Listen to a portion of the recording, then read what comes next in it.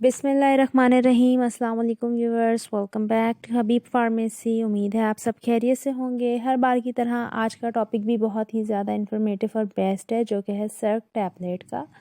सर्क tablet है EBIT company की manufacturing है। मैं आपको बताऊंगी कि इसके यूजेस क्या क्या हैं, इसकी कॉन्ट्राइंडिकेशंस क्या क्या हैं और इसके साइड इफ़ेक्ट क्या क्या हैं।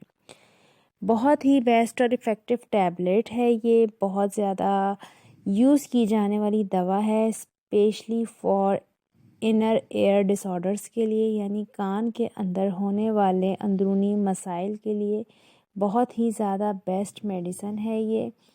बीटा हिस्टाइन डिहाइड्रोक्लोराइड इसकी कंपोजिशन है। अब मैं आपको बताऊंगी कि कौन से ऐसे मसाइल कान में होते हैं जिसकी वजह से डॉक्टर्स को रेकमेंड करते हैं। कानों में घंटियों का बजना, कानों में आवाज़ आना, कानों में शोर महसूस होना, कानों में शदीद किस्म की आवाज़ों का आना जिसकी वजह से दर्द होना, घंटियां बजना, रिंगिंग एयर्स होना। इसके अलावा सर चकराना, चक्कर आना, मतली की कैफियत होना, क्योंकि अक्सर ऐसा होता है कि आप लोगों के इनर एयर डिसऑर्डर्स में कुछ ऐसे अंदर कानों में मवाद पैदा हो जाता है जिसकी वजह से पेशेंट को बहुत शदीद सर में दर्द होता है, चक्कर आते हैं, मतली की कैफियत होती है और कै आती है। तो इसमें डॉक्टर रिकमेंड करते हैं, बहुत बेस्ट मेडिसन है ये, आपके कान के अंदर होने वाले इन मसले मसाइल को हल करती है। अगर हम इसकी कॉन्ट्राइंडिकेशंस की बात करें कि वो कौन से लोग हैं जो इसको इस्तेमाल नहीं कर सकते, तो दमा के मरीज़ इस दवा का इस्तेमाल बिल्कुल भी ना करें।